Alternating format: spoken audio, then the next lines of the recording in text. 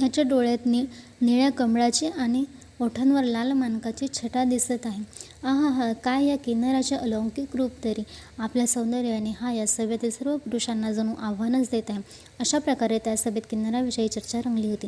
किन्नर उभा राहतो तेवढ्याच कल्याणकीर्तीचे बोलणे संपले आणि भीमकाने त्या किन्नराकडे अपेक्षेने पाहिलं तेव्हा किन्नराने आपले गांभीर्य सोडून दिले. अंतःकरणात एकदा श्रीकृष्णाचे मनोमन स्मरण करून त्याने संगीतात सहकार देणाऱ्या आपल्या साथीदारांकडे दृष्टी टाकला. मग त्याने आपलं पंख एकदा फडफडावले आणि तो उभा राहिला. सर्व सभेचे लक्ष त्याच्याकडे आधीच वेधले होते. किन्नर उभा राहिल्यावर कल्याणकीर्ती म्हणाला, विदर्भराज भीमका, आता या किन्नराची संगीतातील तयारी पहा.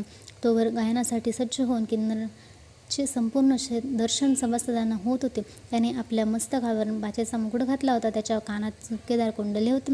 गळ्यात कृष्णाकडून प्रसाद मिळालेली माळ होती. त्याच्या खाली पांढऱ्या स्वच्छ यज्ञ भवतीचा जुडगा होता. त्याच्या हातात मोत्यांचा एकसर होता. त्यामागे कडे होते. 2 रत्न जडित अंगठ्या त्याच्या बोटात होत्या. त्याच्या पायात जड तोडा होता. त्यावर त्याने संगीतात आजवर जिंकलेल्या पराभूत प्रतिस्पर्ध्यांची नावानिशीवर चित्रे काढली होती. त्याचे सर्व अंगच रत्नाप्रमाणे शोभायमान दिसत होते. त्याच्या ललाटावर चंदनाचा उभा टिळा होता. राजाने सन्मानाने दिलेल्या शेल्याचा पदर त्याने पांघरला होता. त्याच्या हातात हरिचंदनाचा लाकडापासून बनविलेला वीणा होती. तिच्या 2 बाजूंना माणिकाचा जडा होता. भोपळ्याच्या खालच्या बाजूला ओतीव चंद्रकलेप्रमाणे शोभणारे तारांचे उंच टोकण होते. किन्नराचे गायन. किन्नर उठून राजापुढे उभा राहिला आणि त्याने त्याच्या मागे सूर धावणाऱ्या सवंगड्यांनी खून केली. प्रथम त्याने हात वर करण्याची आशीर्वादपर क्रिया केली व कल्याण वाचन गायले. ते गायन अतिशय मनोरम्य होते. राजा संतुष्ट व्हावा या हेतू गायनामागे होता. तो परिपूर्ण झाला. राजा त्याचा संतोष व्यक्त करीत तोच किन्नर त्याला आणखी आश्चर्यात टाकले.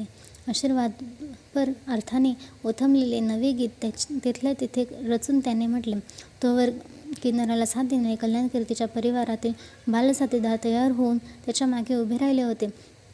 या साऱ्या मुलांचे डोळे एकजात सुंदर होते. त्यांचे रूपही मोठे लोभसवाणे होते. हरिणीचे सुंदर पाडसे गोंडस दिसावी तशी ही मुले दिसत होती. त्यांतील कुणाच्या हातात वीणा होती, कुणाच्या हातात मृदंग होते, कुणाच्या हातात शास्त्रशुद्ध सूर काढू शकणारी सुरेल वाद्ये होती. त्या मुलांनी प्रथम 7 सुरांची सुरावट आपल्या कंठातून काढून दाखवली आणि लागोपाठ हुबेहूब असेल तर स्वर त्यांनी त्यांच्या वाद्यातून काढले. मग मृदुंगकार आपल्या बोलांची अंगे उपांगे दाखवू लागले. तंतवाद्यकार आपल्या वाद्याचा खुंट्या फिरवून सूर जुळवू लागले. सूर धरणारे, ताल धरणारे, वेणू वाजवणारे सारे एका सुरात येऊ लागले. हळूहळू गळ्यातून निघणारा सूर, वाद्यातून निघणारा सूर आणि एकमेकात मिसळले. एकमेकात लपेटून निघणाऱ्या 7 सुरांच्या आलापांचा जणू गोफ बनू लागला. किन्नराने आपल्या आवाजात मिसळला आणि त्यांच्या कंठातून निघणाऱ्या गमकांच्या लहरी हळूहळू आसमानात उंचावू लागल्या. गायनाचा समारोह नंतर किन्नराने निषाद लावला. विणांच्या तारावर त्याला तोलामोलाची साथ मिळाली. शास्त्रसंमत अशा कालमर्यादेत त्याने जी स्वरसाधना प्रकट केली तिची थोरवी आगळीच होती. त्यानंतर त्याने स्वर्गात गायले जाणाऱ्या शुद्ध संगीताचे स्वरूप उलगडण्यास प्रारंभ केला. असले शुद्ध संगीत स्वर्गात गायले जात होते हे आजवर मृत्यू लोकाला आणि पाताळ लोकाला फक्त ऐकूनच माहिती होते. आता ते स्वर्गीय संगीत किन्नर भीमकाच्या सभेत पूर्ण करीत होता. भरतमुनीने खरोखरच स्वर्गासाठी असले संगीत रचले होते. त्याचे अस्तित्व केवळ वदंता नव्हती याची खात्री तो किन्नर मृत्यू लोकात पटवून देत होता. शुद्ध संगीताचा विस्तार होतच होता. ताल, रचना, मर्यादित सुरांचे राग, संपूर्ण 7 सुरांचे राग, आरोह या साऱ्या अंगाचे निर्दोष प्रदर्शन होत होते. स्वर्गातील शुद्ध संगीताचे गायन संपल्यावर किन्नराने संकीर्ण संगीताच्या गायनाला आरंभ केला. संकीर्ण संगीत हे पाताळातील नाग लोकांनी वाढविले आणि जोपासले होते. कंबळ आणि अश्वतर या पाताळ लोकाच्या गायकांची याच संगीतातील संजीवनीने मदालसेला नवजीवन दिलेले होते. संकीर्ण संगीतानंतर किन्नराने मृत्यूलोकात गायले जाणारे साळांग संगीत अतिशय कौशल्याने गावयास आरंभ केला. त्याने प्रथम रागांचे सुरावट गाऊन दाखवले. नंतर शास्त्रीय पद्धतीने त्या रागांचा आविष्कार केला. पुढे ते रागांचे उपभेद गाऊन दाखवले. नंतर नाना देशात प्रचलित असलेली रागांची रूपे गाऊन शेवटी मराठी भाषेत लोकमान्य असलेले रागांचे स्वरूप प्रकट केले. एकतालापासून ध्रुवतालापर्यंत 7 भाल 7 ताल भारतात त्यावेळी चालू असलेल्या 4 परंपरा रचनेचे 50 प्रकार, स्थायी, आरोही, अवरोही या 3 पद्धती, ध्रुपदाच्या दोन्ही तरा, 4 पद्धतीचे अभंग अशा अनेक प्रकारांत संगीताचा हा समारोह रंगला. छाती, गळा, मस्तक, जिभेचे मूळ, दात, नाक, ओठ आणि टाळू या 8 इंद्रियांचा विशेष सहकाराने होणारे 8 प्रकारचे स्वरभेद त्याने प्रकट केले.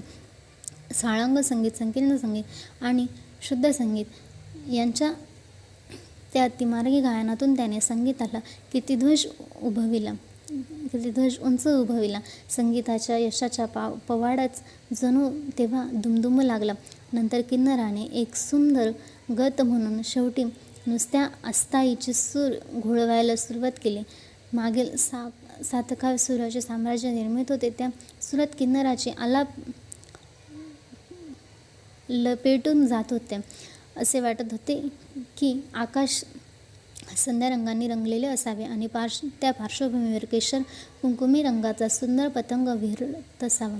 संगीताची ही मैफल अशा प्रकारे धुंदावली असताना भीमकाने जे प्रश्न कल्याणकीर्तीला विचारले होते त्याची उत्तरे संगीतातून द्यावयास त्या किन्नराने आरंभ केला. नरेंद्र कवी आता ओव्यांच्या रूपात तिचे उत्तरे ते सांगत आहे. तेथील वाचकांनी लक्ष द्यावे. डाळिंबाचे फळ जसे सर्वशाने रसमय आणि सौंदर्य सुभग असते तसा हा रुक्मिणी स्वयंवर ग्रंथही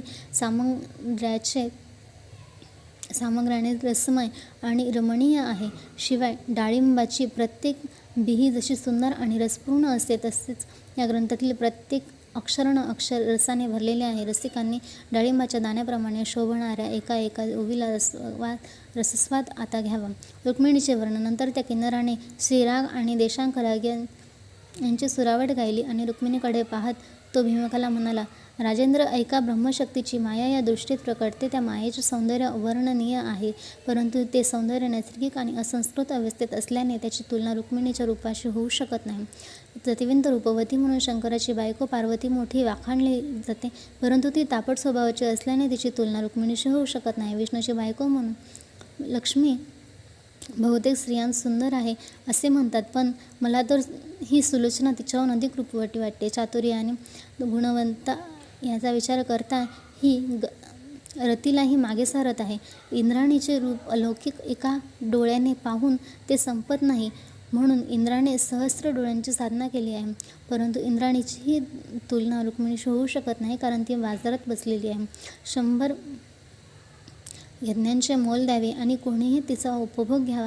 अक्षराची श्रामिणी शारदा लोकांना प्रत्यक्ष प्रतिभावनेचा विसर पाडावयास लावावा अशी सौंदर्य साहित्यातील अक्षररचनेचे. त्या दृष्टीने शारदा ही मदनाचा गर्भोत्सरण करणारी, पण रुक्मिणी रसाळ कवितेचाही विसर पाडावयास लावणारी असल्याने तिने शारदालाही जिंकले आहे. नळांची दमयंती ही मोठी रूपवती मानली जाते. तिच्याहून भुलून नळाने रूप घेणाऱ्या देवांना तिने कसपटाप्रमाणे लेखले होते, परंतु दुर्दिन झाले तेव्हा नळानेच तिचा त्याग केल्याने ती मोठ्या अपयशाची धनीन झाली.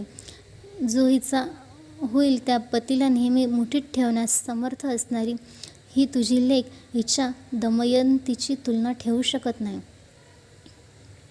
रुक्मिणीला योग्य वर देवात नाही.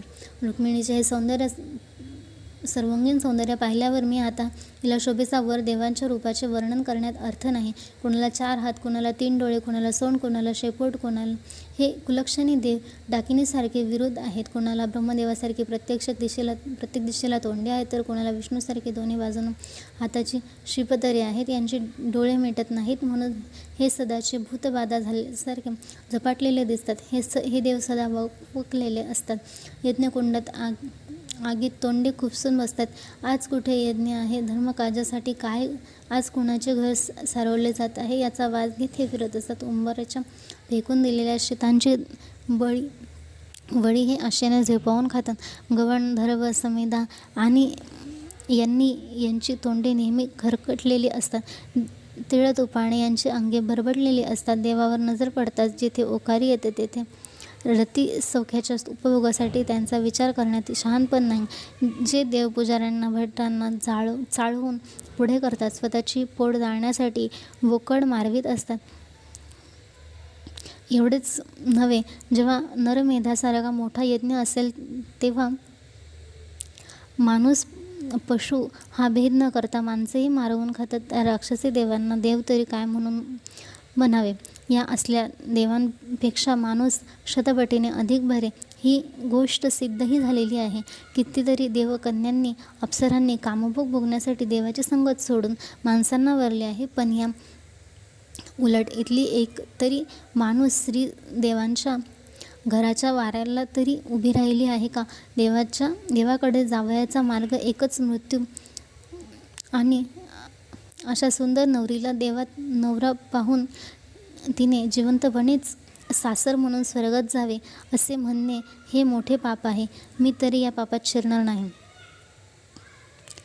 पाताळातही रुक्मिणीला वर नाही. आता पाताळासंबंधी बोलावयाचे तर तिथले नागलोक हे विषारी आहेत. शिवाय बेंबीच्या खाली असे जे अवयव असावयास हवे ते त्यांना नाहीत. त्यांच्या डोक्यावर फणांचे झुंबाडे वाढलेली आहेत.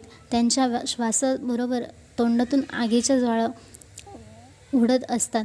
त्यांना कान नाहीत. डोळ्यांनीच पाहावेही लागते, ऐकावेही लागते. त्यांच्या डोळ्याला डोळा भिडतात. जिथे विष भिनते तिथे त्यांच्या बरोबर रतिसुखाचा आस्वाद तरी कसा घ्यायचा? विषाने सर्वोगी काळे पडलेले हे नाग काय राजकन्ये शेजारी तिच्यात शयनावर बसावयास लायक आहेत? पाताळीचे हे नाग लोक आणि विकृत रतीला लीलांत रस घेणारे देव यांचा विचार करता या मृत्यूलोकाचे मानव हेच अधिक श्रेष्ठ होत. सप्तद्वीपातील वरांचा विचार एवढे सांगून झाल्यावर किन्नराने धनाश्री रागाचे आलाप घ्यावयास सुरुवात केली आणि तो म्हणाला, राजा, आता मर्त्यलोकीच्या राजांची माहिती सांगतो. लक्ष देऊन ऐक. यातील भारतवर्ष सोडून इतर सर्व देशातील जे राजे आहेत ते ताडामाडासारखे अगडबंब असल्याने त्यांच्या संबंधी काही माहिती मी द्यावी अथवा तू ऐकावी असे नाही.